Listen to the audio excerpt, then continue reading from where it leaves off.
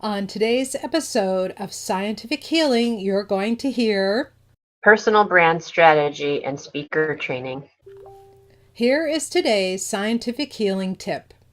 Sit up nice and straight. When you straighten up your spine, you let the energy flow up and down really nicely. And this is how we're going to get prepared. And the second thing is to not take some nice, slow, deep breaths. And when you breathe in, imagine the air going all the way down to your toes. And when you breathe out, imagine all the darkness coming out. Just those two steps right there, you'll notice your energy start to shift. And if you do this for about 2-3 minutes, you will have changed your body chemistry by dropping your cortisol levels by 20% and raising your testosterone levels by 20%. Hello, everyone. You're listening to Scientific Healing with Dr. Anastasia Chopelas. I know the power of vibrational healing by combining physics and ancient healing arts to create my own system that has helped thousands of people get well, get more profitable, and has amplified their results. Discovering how you can energetically attract new clients when working as a healer or coach, go to scientifichealer.com/success. One of the fastest ways to draw people in and get them interested in what you have to offer is speaking, whether it's speaking from a platform in front of an audience or even speaking on Facebook Live or YouTube. Speaking is incredibly powerful. And my next guest, Heather Poduska, is an expert at getting you to show up as your best and authentic self and become a very powerful speaker. I met Heather at Harvard last summer, and she did a strategy session on my talk and offered me some of the best advice I've ever received, even though I've paid thousands of dollars to other coaches.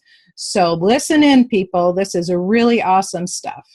She has 20 years of performance experience. Let's face it, interesting speaking is always entertaining. Heather was on stage as an operatic soprano and as a speaker and host of her popular podcast and television show called Thrive. She combines her performance skills with her expertise as a personal brand strategist, image consultant, gotta look good, and business coach to teach driven entrepreneurs how to become highly profitable, dynamic presenters and rise to celebrity status in their industry. Like her clients, Heather can help you appear on national platforms and make thousands of dollars speaking live and in front of the camera.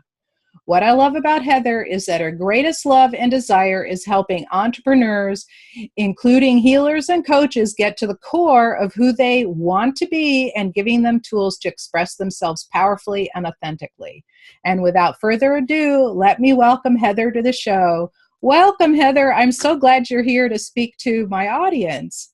Oh, thank you, Anastasia. I'm so excited to be here and thankful for the opportunity to share, whatever would be helpful for your audience. Yeah. So, everyone has a really personal story. I'm really interested in hearing more about that being a soprano, an operatic soprano, and how you then translated that into helping people with whatever they do, helping them speak and get more attention by becoming very powerful speakers. Can you tell us a little about that? Yeah, sure. So I was a musician before I was an entrepreneur, before I was a mom, before I was, a wife. I've been a musician since as long as I can remember. And one of actually my earliest memories is being, I don't know, like 4 or 5 years old, sitting on the street corner waiting for a friend to come over to play, like little kids do, all kids do things like that, and singing. And I was making up songs. And I had a really distinct memory of thinking, I hope someone hears me and discovers me. And it was, way before, way before America's Got Talent, The Voice. It was just a really organic desire of a little kid to be seen and to be heard and to have her talent recognized, to feel special. And I really think that's what everybody wants at the core. And as kids, we're able to sort of feel that and express that more freely. And, as we grow, it gets covered under other things, and we try these different ways to get that need met. And for me, it was through music, and I was really involved in my church. And by the time I was 11, I was teaching piano lessons, and I was our church pianist. And I did all the things that musical kids do. I competed in competitions. I sang solos in church. I was, had lead roles in the musicals at school. And then my senior year of high school, I applied and won a congressional scholarship to study abroad for my senior year. So I lived in Germany my senior year, and I wanted to keep my music studies going. So I found someone who could teach me voice lessons there, and it was an American who was singing and performing and touring in Europe at the time. And I would go to Karlsruhe, to the army base there, and take voice lessons with him. And he suggested that I go see an opera. And I really didn't even know what opera was, because I grew up in a really small farm. It was across the street from my house. So I really didn't know, but he was my teacher, and he said, if you get a chance, go. And as part of my scholarship for this congressional scholarship, they took us to Berlin, and it was still communist, East Germany at that time. So it was quite an experience. And we got to West Berlin, and we got a chance to go to the opera. And I'll never forget walking in this theater, this big, beautiful theater, and the conductor came out, and the orchestra rose, and it was da da da da dee da da. It was La Boheme. I mean, like, how lucky could you get? Like, Puccini, one of the most beautiful operas ever written, and the music and the pathos of the story and the singing. Oh my gosh! But Yeah, so I lived in Germany for 13 years. So I oh know, wow, yeah, so I know how incredible they are. Like, just in our little village, we would go to church during the holiday season because they would put on a Christmas concert, and just the people that were in the village could sing beautiful opera. yeah. Where were you? I was near Frankfurt, between Frankfurt and the city Mainz. I was south of Mainz, and Okay. I worked in Mainz, which is right across the river from Wiesbaden. Nice. So yeah, so being in this completely different culture, I could understand. You got really lucky to spend a year in Germany. It's just so fabulous there. I just love being there, and I'd love to go Yeah. back again. Yeah, it's beautiful. And like you said, it was, really prevalent in the culture, especially at that time. It was way more common than here. You could go to a small, not a teeny town, but a smaller town or city, and they would have a glorious, classical music and opera and all of those things. So I was really lucky. So in Berlin, I saw Bohème was my first opera, and I mean, it's kind of like jackpot at that point. But the thing that really got me was at the flowers at the singers' feet. And that left a huge impression on me. So for that kid that was like 5 years old, wanting approval, wanting to feel special, seeing someone get that kind of recognition and the applause and the flowers, like, just something went off in my brain that, like, I had to have that. So when I decided that I was going to study opera and classical music, and Hmm. after I went back to I kept studying with my teacher in Germany, and then applied for college while I was living in Germany, and I went back to the States and got my undergraduate degree, and then I got accepted into the New England Conservatory to study classical singing. And what happened was, instead of being a big fish in this little pond in northern Wisconsin with the cows, I was I was a little fish in a sea of the most glorious musicians, because my dream was to be at the Met. And you don't go to the conservatory unless you want to be a performer, like at that level. Most people who are there want the same kinds of jobs. They want to be at the best, the best symphonies and in operas, and they want the highest level. And I was so diligent. I worked very hard. I practiced all the time, and I started developing this body tension. And my voice is naturally very high. I'm a lyric coloratura soprano, so like high notes, and very flexible, and can do runs easily. And what happened was I started developing very severe tension in my jaw and in my tongue and in my shoulders. And it started cutting off my technique, and I started losing my high notes. And because I worked really hard, I was a really good musician, was a good actress, but I would get to auditions and I would just clench up. So it was really painful. And then I would get like in these pressure situations and with the competition all over, that tension started permeating my body more and more. And I tried everything I could think of to try to overcome it. I did Alexander lessons every week for 3 years, which is basically alignment, like how to use your body, and posture lessons. So every week I would go to Alexander lessons for my posture. I went to New York to study with a breath specialist who worked with emphysema patients to understand how to breathe, not just for singing, but like breath for your body, for living. I went to therapy to try to work out all of the emotional kinks. I mean, I really like put my whole heart and soul into trying to figure this out. And I, was fighting my way through it, and I was auditioning, and eventually I got some small things, and I ended up at the Boston Lyric Opera, and I was there, and I was in a professional ensemble, and I was doing some small roles and doing some touring with a smaller outreach of the company.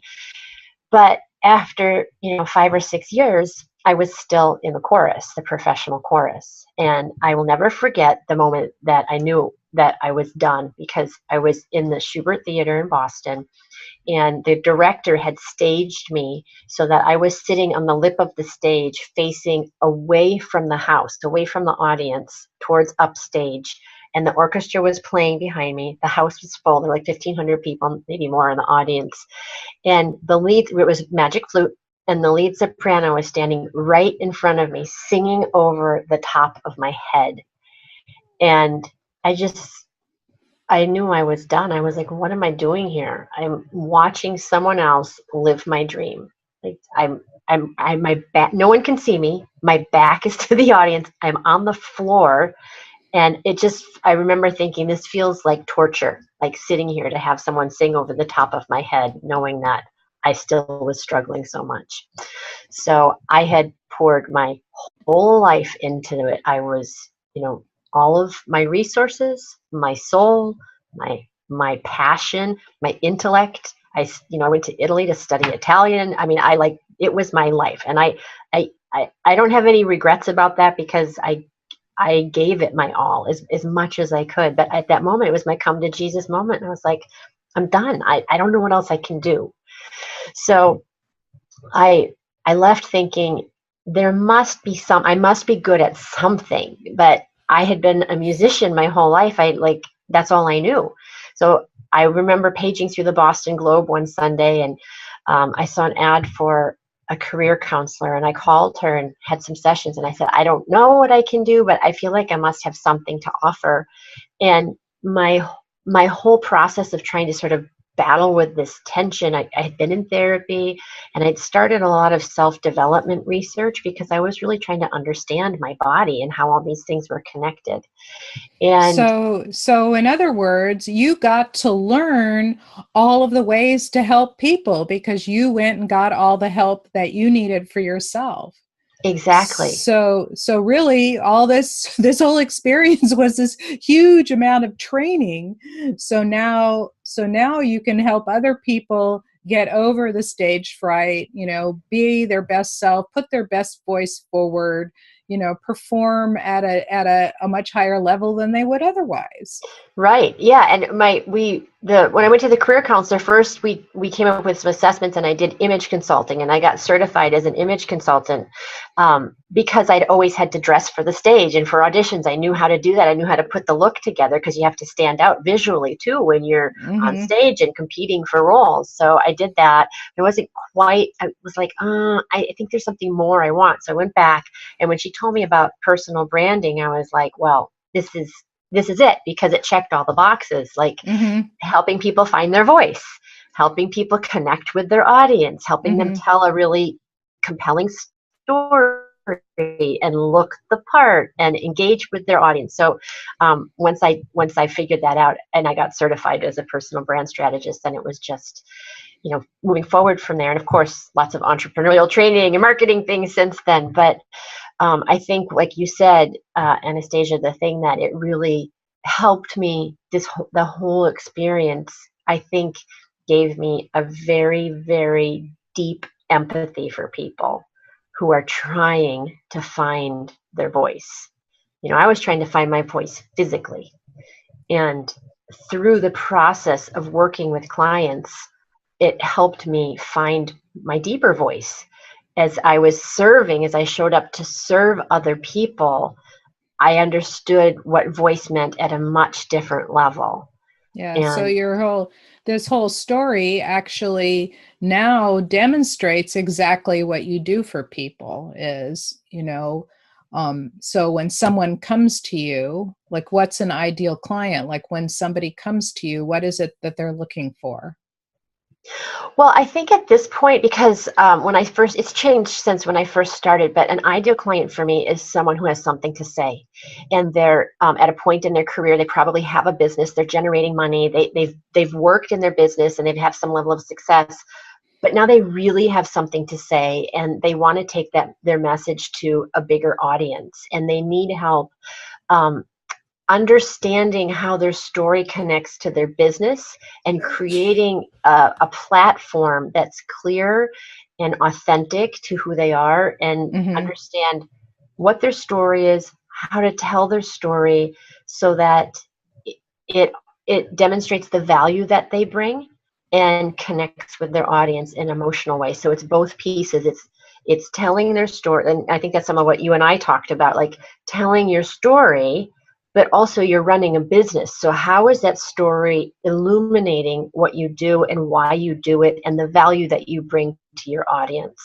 So those kinds of people who want to be on, in media, who want to be in bigger and better stages. Maybe they're authors and they've written a book and now they want to tell their story in public. And so those kinds of people who then need also performance polish so that they can feel confident in their bodies on stage and move and use the space and really project with enthusiasm and passion and authority when they're speaking, and look the part, right? So Exactly. That was one thing that was frustrating about Harvard, is that they had us on these little platforms. And I learned when I first started teaching that I really need to work the whole room. So I would go up the aisles, down the aisles, back and forth, and connect with people by looking at them in the face. And by being up on this podium, it was really tough. But yes, it's exactly that that wasn't authentic for me. So it was like a little difficult, but I get what you mean, being able to feel really comfortable in your body. So when right. people come there, like I get it with authors, like one thing that people don't really understand is they think, oh, if I just produce this book and I get this book out, then everything will be solved. And actually, after you finish the book, that's when the work really begins. Right. And so this is really important. This is important, people, that when you start to put yourself out there, the most important thing that you can do is speak.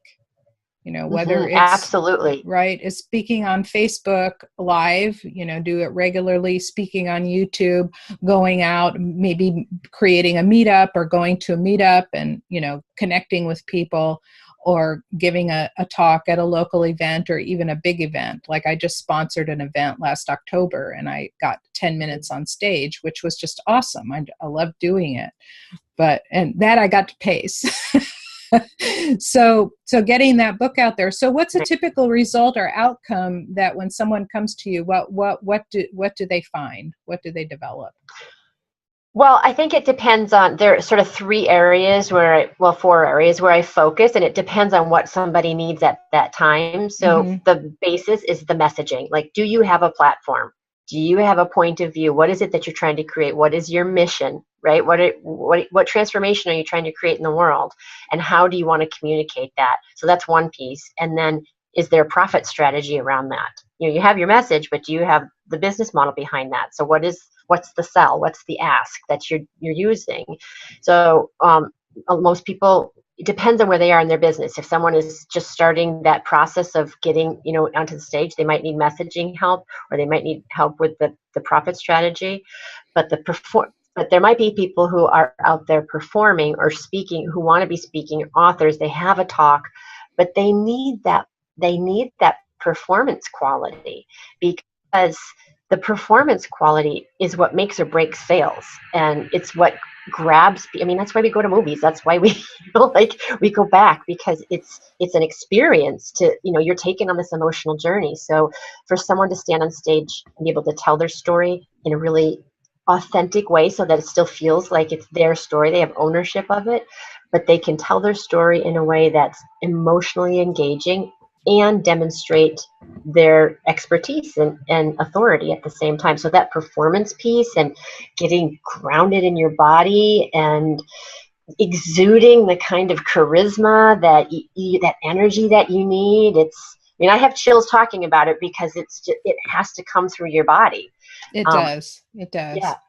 So people, that's another thing, is to get that confidence. I run stage ready master classes in a theater, my local theater, and I get people on stage, and as much as possible through those, those day workshops, even like getting up and saying your name, they're on stage, because I want them to get used to performing in that space. Because then when you have the physical experience of being on a stage in a theater, you can take that cellular experience to a conference room and you have it in your body.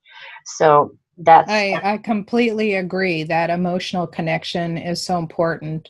Like, I always think I'm connecting from my heart to your heart, right? Whenever I'm speaking with anybody, and when I'm on stage, I always make sure that I focus on faces and connect with their hearts, because when you connect with one, you connect with all, right? Right. And so that emotional message, that's an important message for people to feel you, not just hear you. It's not the words. So the big mistake is that people think it's the words, and it's really not. The words are only 7% of the whole thing. The other 93 is body language, emotion, connection, tonality, everything, right? Right. Right. Yeah. Right. And appearance. So that's the fourth piece, is the appearance part. So I still use my image consulting chops, because if you want to be a star, you need to show up like a star. Right. And my voice teacher used to say to me, Heather, they see you before they hear you.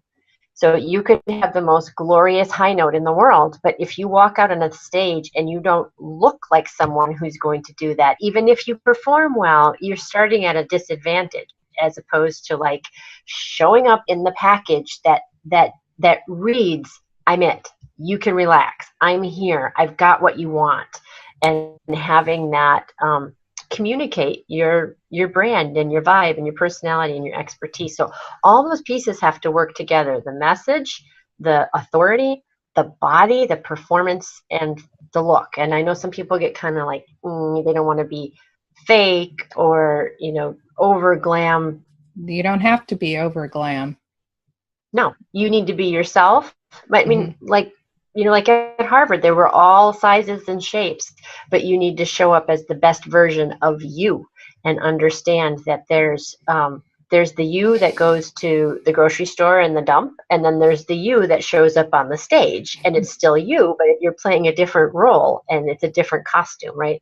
So exactly right. So let's take a little break, and we'll dive deeper into your process and talk a little bit more about the business side, because I know that's part of your business. So I want to remind all of our listeners that you're listening to Scientific Healing with Dr. Anastasia Chopelas, and today my very special guest is Heather Poduska, someone you want on your team to help you show up and shine. When we return after the break, we'll dive deeper into her process. Stay tuned. Hello, this is Dr. Anastasia Chopelas, the scientific healer, and today on Raise Your Frequency, I'm going to talk about how distance healing works, and it's from a quantum mechanical or quantum physics perspective, and how you can transcend separation to healing someone anywhere in the world. Quantum science is actually stranger than fiction. what is quantum physics? You hear all the time quantum this and quantum that. Quantum is like quantity. It means that quantum is a discrete amount. It's all about the behavior of tiny particles at the atomic or the subatomic level. And they don't do what large objects do. In fact, compared to what large objects do, their behavior is actually very bizarre. So now, if you imagine that every electron that is around every atom needs to be accounted for from 0 to infinity, what is that saying? That's saying that all electrons are actually able to interact with all atoms in the universe. So that means that we are all connected just by virtue of quantum physics. And the way it actually works is that until you find where the electron is, the electron exists in all space.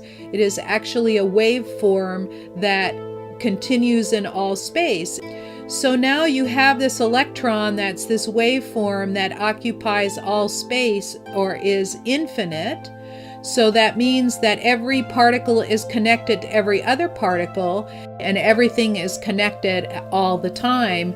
That means that the possibility of distance healing, in other words, me sitting here and you sitting wherever you are, that if I do some energy work, like I shift your energy field or I clean your energy field up, I bring you here in front of me, I've transcended the distance, and I work on you right here because this is our physical reality, right?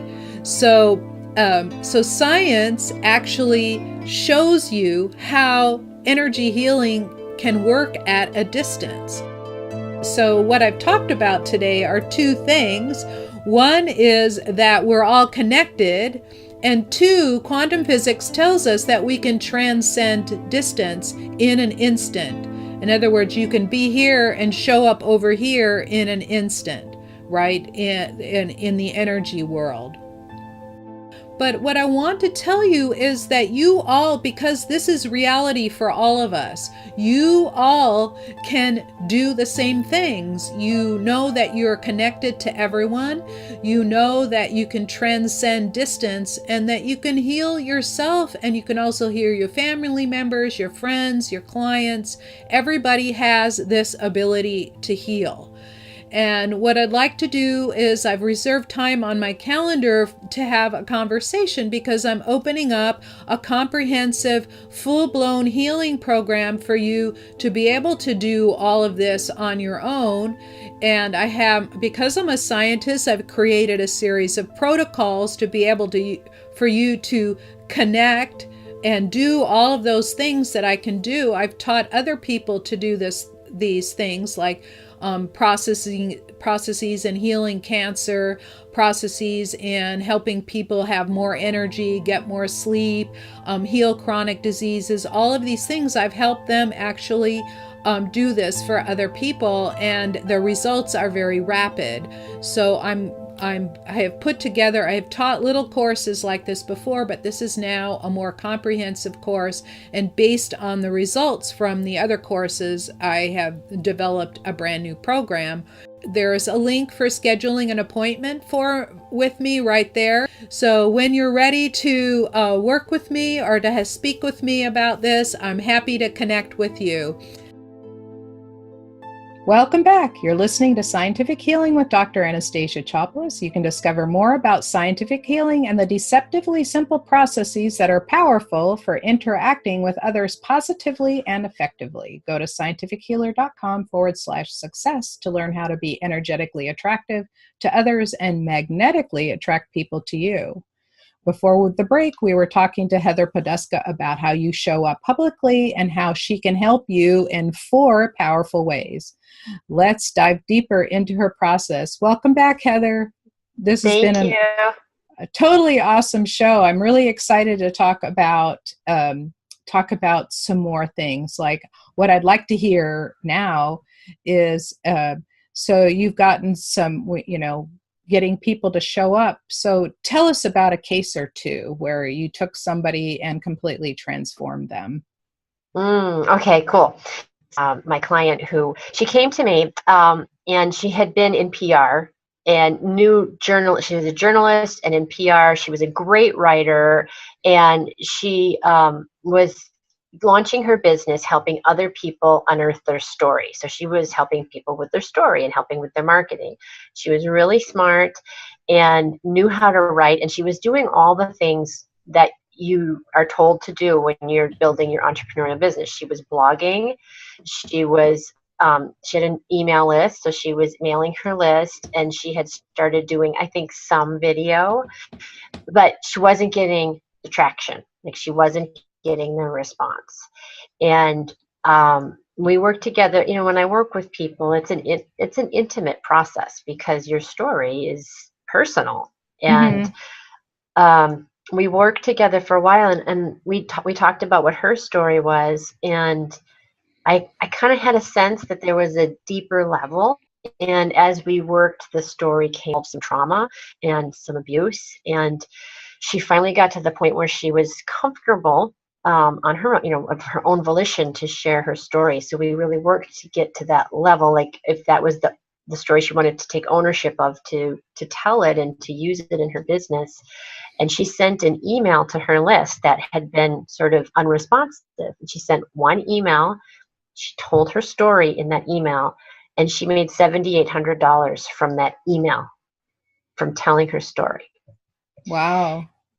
Same client got her first sort of big speaking gig. It was the first time she was going to be speaking about her story, and we had I take people through a specific process, similar to what you and I talked about how to structure your talk. So you're going to tell your story, but you're also going to structure it in a specific way so that you are sort of moving your audience along with you through the story, but also helping them be open to the sale at the end, so you can actually make money from your speaking.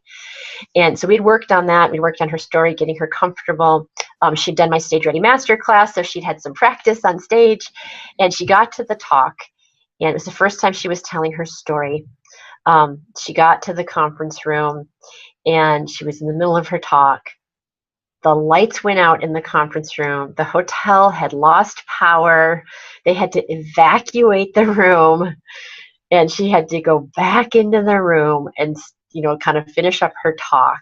And she still made, I don't know, like $1,500 from her talk. And it was the first time that she told it, because she was ready. Like, we had done the work. She knew the story. She knew the structure. She'd been on stage. And so even though all these things happened, that, she'd had a death in her family the week before that happened, there were all these things surrounding this, premiere of her talk. And she still got back on and made money and told her story from her talk. Right, because she had it and wired. That same client.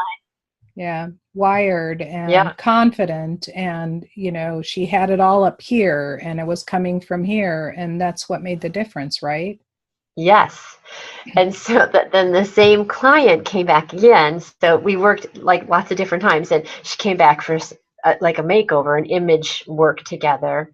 And she looked so amazing. I think I put her in like this blue and tan leopard print dress. She looked so amazing. And I was at a conference where she was as well. And I was standing next to her. We were chatting, and this woman from across the ballroom is like darting between these tables to come up to us. And she runs up to us out of breath, and she's like, to my client, she said, "I don't know who you are or what you do, but I saw you from across the room, and I had to come and talk to you."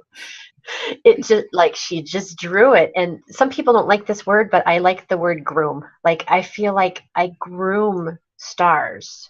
I really help them embody their potential and polish the edges and really groom them to be leaders and performers. Well, that's, one thing that people don't really talk that much about, and I love that you have it all combined. One thing that people don't talk that much about is getting your image together. It's huge. It's huge. I've had my share of image consulting, right, with people doing it for me. And, like the colors that I wear are suitable for me. right? So I feel way more comfortable when I'm wearing these colors. And also the styles, even though, I've gained weight since menopause and I can't seem to get rid of it, but I'm working on it. But I still am comfortable in my body and and I can get up on stage, even though I look at the pictures and I'm going, man, that's not the lean picture I have in my mind, because I spent most of my life really lean, right? But it doesn't matter if you feel comfortable in your body, right? And you're groomed properly with the proper colors and proper styles and the proper hair and the proper, the whole look. Yeah. Like we were talking about, it's not trying to make somebody into something they're not. It's really understanding the canvas that you have and optimizing and working with what you have so that you feel amazing. I mean, I have yet to meet the person who, when they look great, that they don't feel really good about themselves. When you, it's human nature. When you walk out your door and you're like, I look great, you feel good, and then you exude more confidence. And that's true. I actually read that before I went to college. So on every exam in college, I was dressed up for it.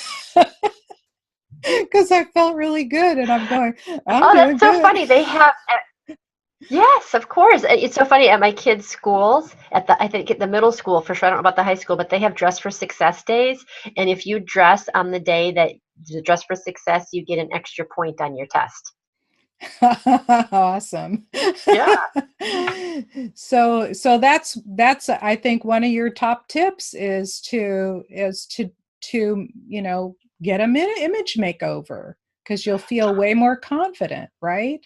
Totally. Oh my goodness. And it's one of the things I get sort of worked up about, because I think people think it's sort of a frivolous extra.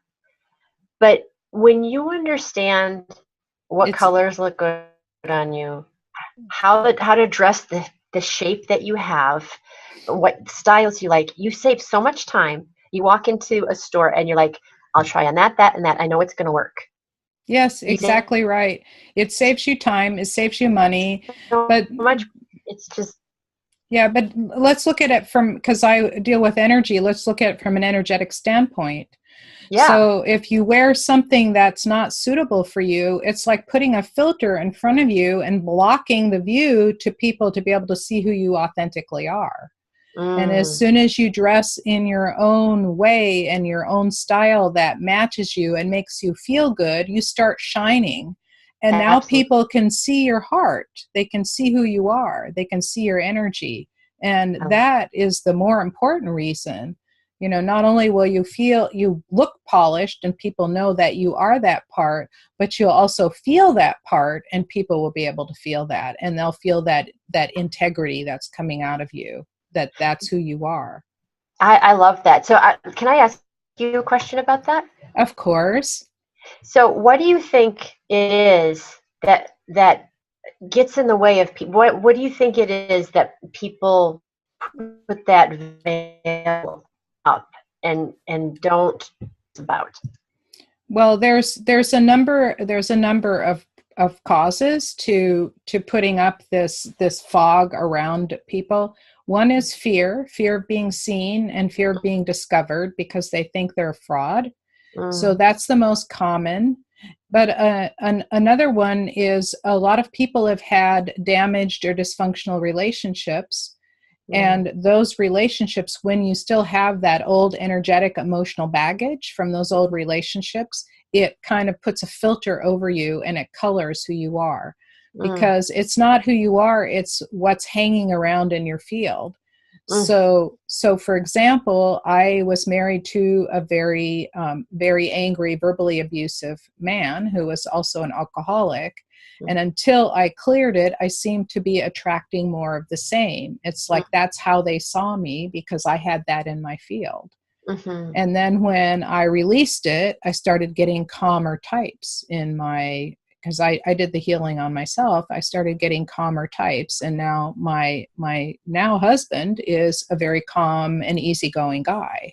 Nice. And everybody asks me, where do I find one of him? That's so awesome. Well, Oh, thank you for answering that, because I think that it also highlights something that I believe really deeply, and that is that image is about self-love, and the Hmm. relationship that you're honoring is the relationship with yourself.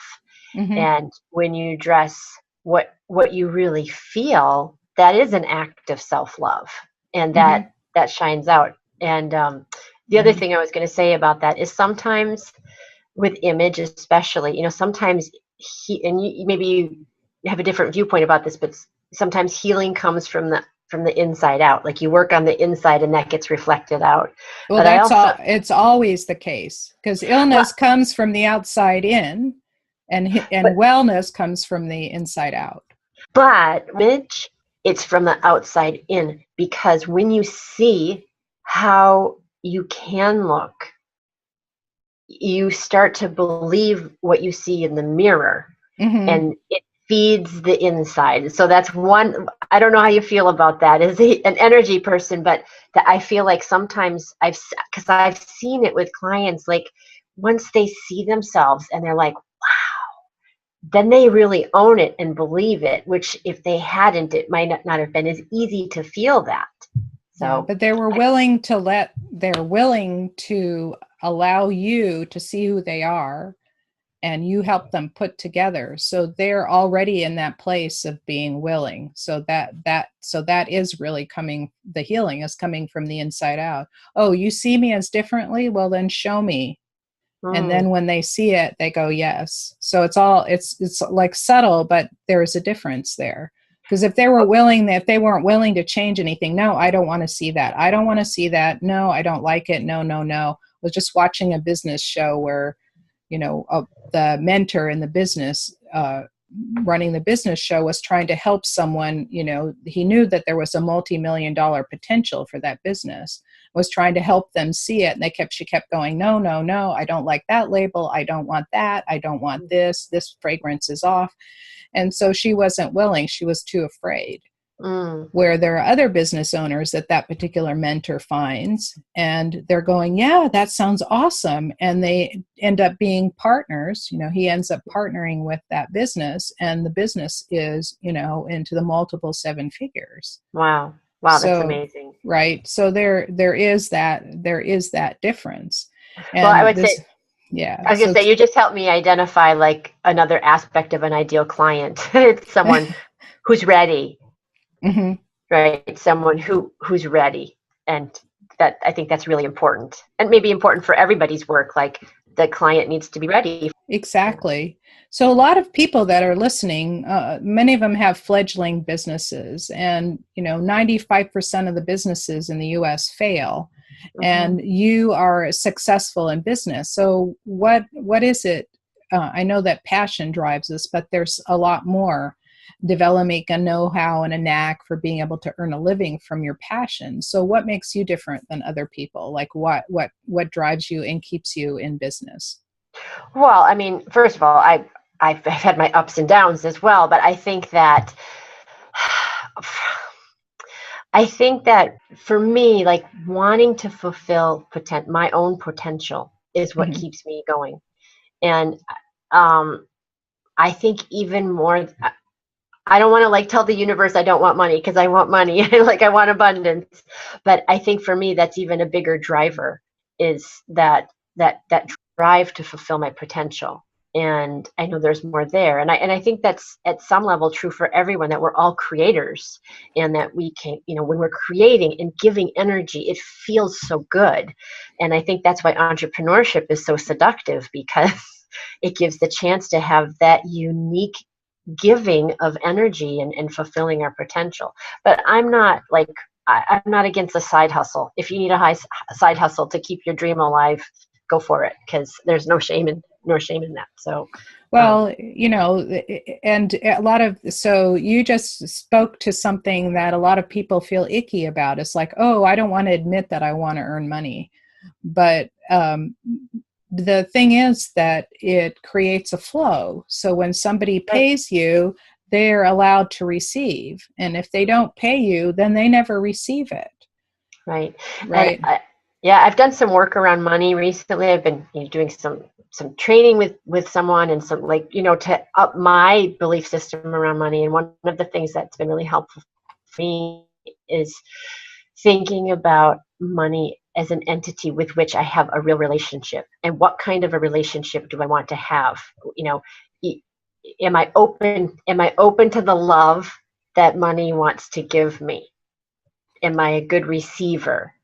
Right? We Yes. all, because I think especially as healers, and this is a stereotype, but as women as well, we want to give and give and give and give, and you can't get unless you're open to receiving. And if you've ever been with a partner where you don't accept their love, right? Like, they go away, they don't stay with you. So you have to open up your arms to money and say, I love you, I want you, I receive you, just like you would a lover, like, Yeah, I and want. it's just energy. It's the Yeah. energy of whatever it is you do, you receive for it.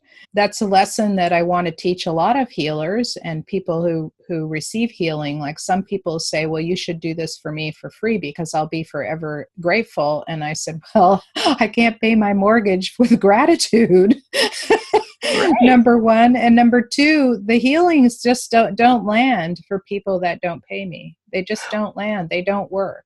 Right. And And I think that as a service provider, the greatest transformation you can give someone is when they pay for you. You're both invested at a much different level. yes, So, exactly. And the other thing is that once I am satisfying my own basic needs and wants, and then it's relatively modest compared to a lot of people that want to earn a lot of money, but then you can do so much good with it, right, right? And right. so I donate a portion of my income to two or three charities, depending on what time of year, Hmm. and I do it consistently, and I just feel like that's the best way to deal with it. So those healers and helpers and coaches and women, look, you can do a lot of good with your great talents, right? Right. But, if you want to create different things in the world, like if you wanted to create your own charity, or if you wanted to create something to help people, that takes resources to do that. So, Exactly. It all takes resources, and it's not the old days where, like in the apostles, the disciples could go from village to village and they would get fed and clothed and housed, and they can go on to the next village and do their healing. We don't do that now. So, you've learned some lessons along the ways with the ups and downs. I have too. So what's one of the biggest lessons you learned to do over again you would pass on to someone who's just starting out? I would say, just to continually align with what makes you feel good, always.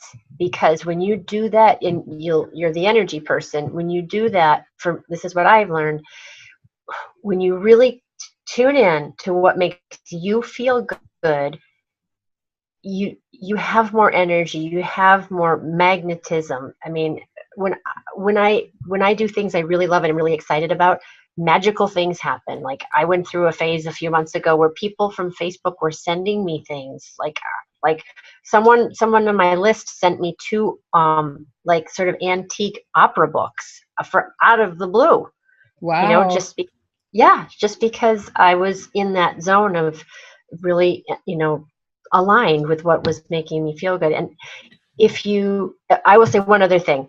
One other thing is, I always say this, and I wish someone had said this to me earlier. There are no business model police. No one is going to knock on your door and arrest you if you don't do your business model a certain way. It it has to fit you. It has to fit you. And that's kind of what I mean by do it. If you don't want to have a 6-month coaching program, don't do it. If you only want to work with VIP clients once a month, do that.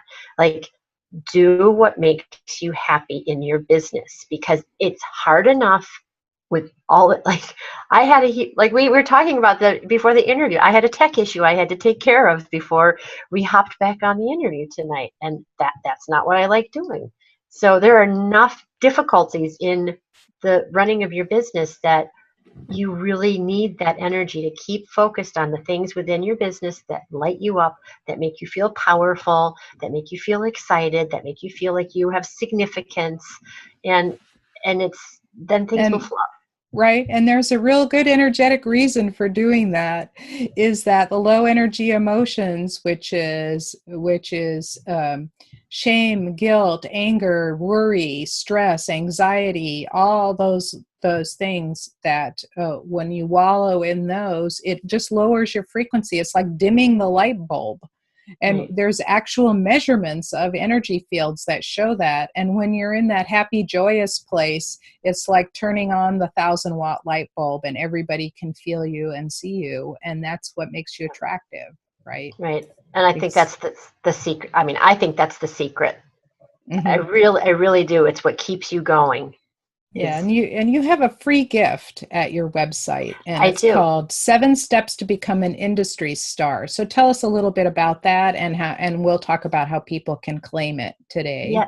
Yeah, absolutely. So it's a free gift, completely free, and it walks through the 7 things that I think are essential to become a leader or a star in your industry. And it's a 7 email series, and it comes with workbook, not workbook, templates and worksheets to work through, and daily reminders to keep you going on, the path of the 7 steps, so that you really understand. And by the end, you have some tools to use, and you also have some information to look at to see, okay, which of these 7 steps am I really, cooking with gas on, and where do I need a little help with this? So that's what it is, and it's on my homepage too. Yeah. So her homepage is Heather Poduska. It's HeatherPoduska.com. Hmm. Yeah, it's been a total delight. I learned so much just by listening to you, and I'm sure the audience is going to be really excited about all of those things that you do, and I'm sure they're going to listen to you with interest, and also download that free gift. And I did that, and I agree. Those templates are really, really helpful for you to fill out and go through this process that we talked about today. So thank you so much for coming on the show, Heather. I really enjoyed your company. Thank you so much for having me. I really enjoyed being here too. Awesome. So thank you for listening to Scientific Healing, and for our wonderful guest, Heather Poduska. And let's you and I connect. Go to scientifichealer.com and sign up for your free 11-minute Wake Up Your Brain audio. And I know some of you that help or heal others intuitively or energetically are ready to take your gift to create a huge impact in the world, far beyond where you are now or where you could imagine that you could be. I invite you into a conversation right now. I have reserved time for you on my calendar at scientifichealer.com/appointment. This is Dr. Anastasia Chopelas. Until next time. Okay, awesome.